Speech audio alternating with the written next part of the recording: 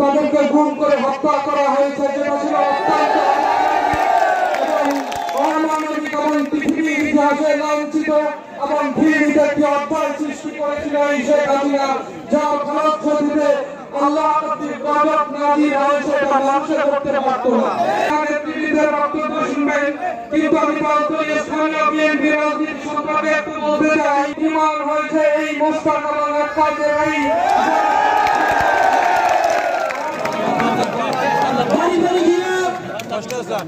সত্যি সত্যি বাড়ি বাড়ি গিয়ে প্রমাণ কাদায় ভাঙ্গা রুমন এই তালতলে বিএনপি বাসে দেখছে ওই মিন্টুনিয়ার কেডার বলে মোকে আর দাও দেন মুই তালতলে বলে ছাড়াই করে ছোট ধরে রাখবে আমরা দাও পাইছে না না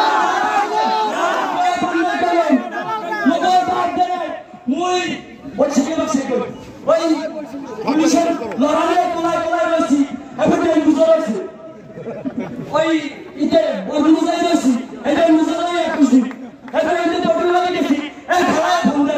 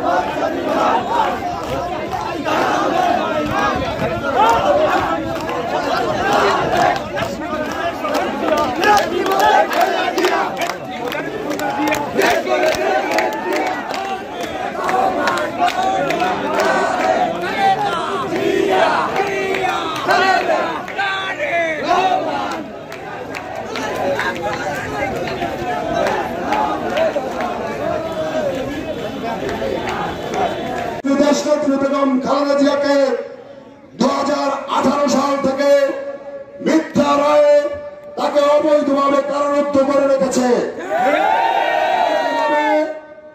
বাংলাদেশ জামাত ইসলামী এবং জাতীয়তাবাদী দলের নেতাদেরকে দমন করার নামে, যুদ্ধবন্ধের বিচারের নামে অজস্র নেতা কর্মীকে, সিনিয়র নেতৃবৃন্দকে ফাঁসির মঞ্চে বিনা অপরাধে নির্মমভাবে ফাঁসিতে ঝুলিয়ে দিয়েছে।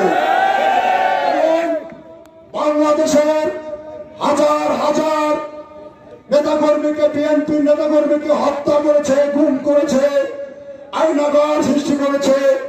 শুধুমাত্র বিএনপিকে হত্যা করে ক্ষান্ত হয়নি, ইসলামী মূল্যবোধে বিশ্বাসী হেফাজতে ইসলামে শাপলা চত্বরে হাজারো লক্ষ আলেম কওমি মাদ্রাসার শিক্ষক ছাত্রকে নির্বিচারে হত্যা করেছে। করেছে।